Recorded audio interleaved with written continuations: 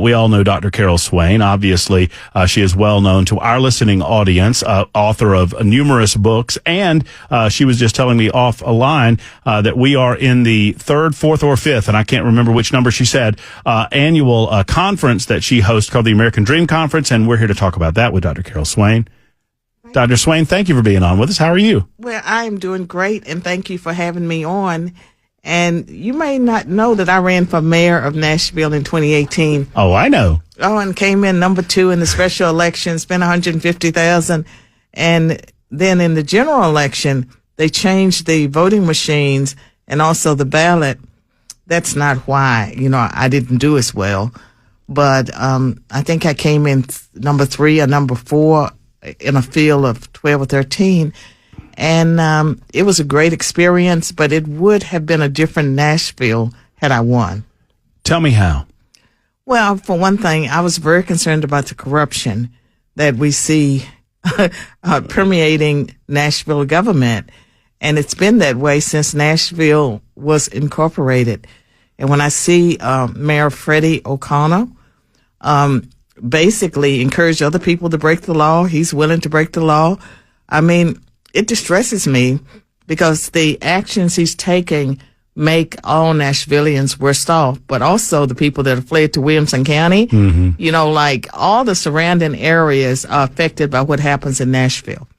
No, and I impress that when we talk about Nashville, and I understand that it is human nature if you live in Sumner County or Rutherford County or Wilson County, as I do, or some of the surrounding communities, to think, well, that's not my issue. Well, as Nashville raises property taxes yet again, 27% this time around, as opposed to the 34% tax increase 4 years ago. Many families have to make decisions about where to go, and that can put a strain and a stress on some of those outlying communities. Well, it certainly does, but also crime has a spillover effect. And so when you're not enforcing immigration laws and you're encouraging people to, in the metropolitan Nashville employees to violate the law as well, that is irresponsible. And if Mayor O'Connell is held accountable by the government, he could be indicted for criminal charges. Well, it appears to me, and I'm curious your thoughts about this, Dr. Swain, it appears to me that, he can not say the word sanctuary, and that's fine. That's all well and good, but his actions demonstrate that he truly believes that Nashville should be a sanctuary city. Well, I wasn't aware that he was not saying the word. Oh, he's avoiding it because he understands that that'll put him in a little bit of a Dutch with Immigration and Customs Enforcement. Well, he's already violated. He's already said everything. As far as I'm concerned, Nashville is trying to be a sanctuary city. I would agree. And they also tie in the hands of law enforcement. Would you consider another run in politics, like for mayor? If Mayor Freddie O'Connell was indicted for a criminal charge, I would give it serious consideration. In another special election. Yeah, I'm going to put that down as another reason why I want to see that happen. Just yet another reason. Talk to us a little about the American Dream Conference. Yes. My nonprofit is Be the People nonprofit. Instead of We the People, it's Be the People. And we put on an annual conference, the American Dream Conference. This year, the theme is revival. And it kicks off on May 30th at Richland Country Club with Dr. Ben Carson as the keynote speaker. We have entertainment comedian Brad Stein. I don't know if you know Brad. He's internationally known. I know of him. He's hilarious. Yeah. Well, he's a comedian, and we have Johnny Murdoch, a country western he's almost a star, but he's really good. He's going to be part of our entertainment, and we have a flutist, Kieran Miles, who will be playing during the reception. And that's the kickoff for our conference. The next day, there are panels. Dr. Ming Wang he will do the breakfast speech. And the first panel is about progressive Christianity, woke Christianity, and what we can do about it. The second panel is on Gen Z, and it's all Gen Zers, the influencers talking about how they're reaching other Gen Zers for conservative causes. And the third panel is on family and community, how to revive family and community.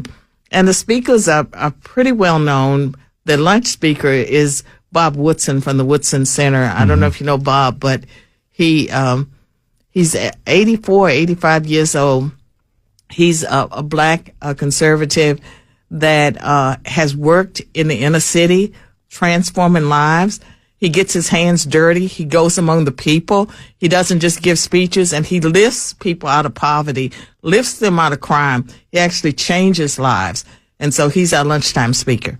No, well, I mean, as opposed to giving lip service to the issues that face so many people in our communities, actually getting out and getting your hands dirty and doing something about it. And I love Bob because he knows so much about black history that you never hear about how people came out of slavery and became millionaires.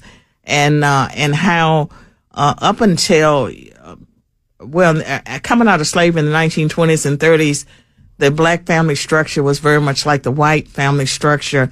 It was only during the 60s that the dysfunction with single-parent households started. Before that, the world went to hell in a handbasket during the 1960s. It took families with it. Including, no-fault divorce. That was a factor in the divorce rate. But the black community, you had the progressives that made the argument that the two-parent family with biological children, there was a European model, that there were many different family structures. You didn't need moms and dads. That started in the 1960s, and we know that it's had a devastating impact on the black community and the spillover effects on the white community. Well, and liberal policies in general, if you look at American urban cities, we talked about this last week regarding Nashville, that these liberal policies have failed all of the communities that they impact, and in particular the black community in the urban areas. And yet they double down, they triple down, they quadruple down on these government-dependent policies that I think gets people further away from the American dream. I argue, and I firmly believe, that the progressive policies are not really about the groups they purport to represent, that the people that are pushing for trans rights, they don't care about LGBTQT people. If they did, they wouldn't be pushing the things they push. They don't care about black people. They don't care about women. They cared about women, they wouldn't have men in women's sports beating the heck out of women. That's right. And that this is about taking down America. It's rooted in neo-Marxism. And we need to educate ourselves and stop pretending that these things are not taking place. And a lot of people are encouraged by Donald Trump. Well, Donald Trump can't do this by himself. And we have to change the culture, the hearts and minds of people. It's going to take a lot of development. I believe in spiritual revival, and the theme of the American Dream Conference this time is revival, reviving the family, the church, our youth. But it's up to us. It's we the people. We have to stand up and be the people.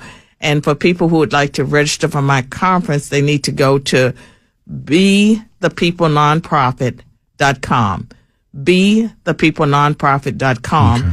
And if you can't afford, the ticket prices are not very expensive, but if anyone needs a scholarship, particularly for the educational panels on Saturday, we will give scholarships, and you get a free lunch and a free breakfast and lots of educational materials. Well, and we'll obviously go over that website again before Dr. Swain leaves us, but bethepeoplenonprofit.com. Yes. Very good. You mentioned, it occurred to me, occasionally these folks tell the truth. They say the truth out loud. They try to hide it. I'm talking about the political left. Yeah, some partial truth in everything. There's a grain of truth in every stereotype. And I found it interesting. They did a story, in the aftermath of these Tennessee Highway Patrol ICE engagements, public safety engagements. There was a story about how, and they didn't name the businesses, of course, but a couple of restaurants downtown were closed down. They said, we had to close down. We couldn't get the kitchen help. And I thought, so is their argument really that we can't function, economically, we can't function without illegal labor? I was like, is that not the same argument that the colonial plantation owners used in the 1860s regarding slavery? We need to take a list of the restaurants on Mother's Day that couldn't seat people. Sam's Place was one of them, the one on Old Hickory, because they said that their workers were hiding from ICE. And so if your workers are hiding from ICE, you have been breaking federal immigration law. And you've also been cheating American citizens out of jobs. And so I think that it's good that they're being outed. And they're outing themselves, no embarrassment. And this thing, we used to hear how people in the country illegally were hiding in the shadows and they were afraid. They have never hid in the shadows since I've been in Nashville. They've given press conferences. They have done all kinds of things very openly. And as a consequence, it's probably very easy for ICE to find anyone they want to find because they're sometimes in public housing. They're not hiding at all. So they're easy for the government to come and get the ones that they want to get. I'm curious here. I have sympathy for some of these folks who bought into the liberal lies, right? They bought into this lie that if you get here, if you hide for a few years and absorb yourself into the fabric, that people will just forget about you, and it doesn't mean that the law breaking that brought you here will come back up again. And obviously it's not the case. And sadly, some of these folks believed it, and they believed that if they got away with it, quote unquote, long enough, that everything would be okay. Well, I don't think they ever, who anticipated a Donald Trump? Who anticipated a politician who would actually do what he said he would do? Follow the law. And I think that this whole debate with the Supreme Court and birthright citizenship, I've written books about immigration, so I'm very familiar with the arguments that the 14th Amendment was never meant to be a backdoor way into the United States. And we've talked about over the years, anchor babies.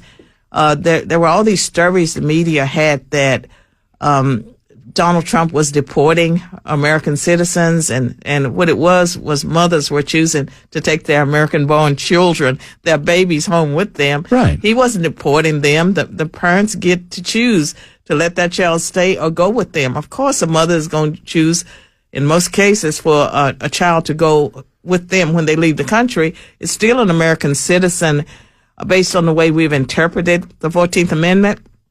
So I'm glad the Supreme Court is going to clarify it because it was never intended to be used as a backdoor way into the United States. Obviously, you will always be intimately involved in the backstory behind Harvard University because of the plagiarism that went on with Dr. Claudine Gay plagiarizing some of your work. I'm curious your thoughts on where we are in that saga. I mean, Donald Trump is not backing down one iota. Pushing back against the woke DEI nature of the what was once a great university. Yeah, and I have a book, The Gay Affair, Harvard Plagiarism and the Death of Academic Integrity. And the Trump administration sent a letter to Harvard that listed a number of things they were guilty of, including not policing their faculty when it came to plagiarism. By last count, it was $2.45 billion in grants that Harvard is not going to get. They're suing to get it. And I think they're on weak grounds because they have been violating U.S. civil rights laws. And if Bob Jones University could be stripped of funds decades ago because they had a policy of segregation, why can't Harvard be stripped of funds if they are not protecting Jewish students, if they are allowing harm to come to Jewish students? And Harvard has basically, like, they have argued that they have academic freedom, they can do whatever they want. Okay, you can have your academic freedom, you can do whatever you want, but you can't do it with federal dollars. Be like Hillsdale and don't take federal money. Don't take the federal money. They have a $53 billion it's insane amount of money. Spend your money. Right. Right. Dr. Swain, we could spend all day talking with you, but one final question on this point, and then I want to get back to the conference and make sure that people have that website to sign up for it. You said something right before we came on air. I'm hopeful about where we are regarding DEI, and you're so learned in this subject. Are you hopeful that we've kind of we've gotten over the hump regarding making people aware of what the true nature of DEI is, as opposed to what the liberals wanted us to believe? I think people have DEI and affirmative action fatigue, and that most of the businesses, as far as I can tell, people are pretending like Donald Trump didn't sign 2 executive orders, one ending DEI, the other ending affirmative action. Because just about every company or corporation with more than 50 employees has an affirmative action office. That did happen. And even though Congress has to pass laws to codify most of those executive orders, when it comes to DEI and affirmative action, they don't have to pass any laws because we have the Civil Rights Act of 1964. We have the Equal Protection Clause of the Constitution. And in the case of Harvard, they are clearly violating Title VI of the Civil Rights Act. And so I think that people don't realize that that was maybe one of the most significant things that was done. And it can't be changed with another stroke of the pen because it's grounded in law. There's no new law that has to be passed. Trump did something that Reagan didn't do. He erased Johnson's 1965 executive order, which violated the laws of the land. Dr. Swain, we have to end it there, but let's get the website back out for your American Dream Conference coming up at the end of the month. In addition to so many speakers, Dr. Ben Carson's going to be here, obviously Dr. Carol Swain herself. Give us the website one more time. BeThePeopleNonprofit.com. BeThePeopleNonprofit.com. If you need more information, email me at carolmswain@gmail.com. Thank you so much, Dr. Swain. Thank you.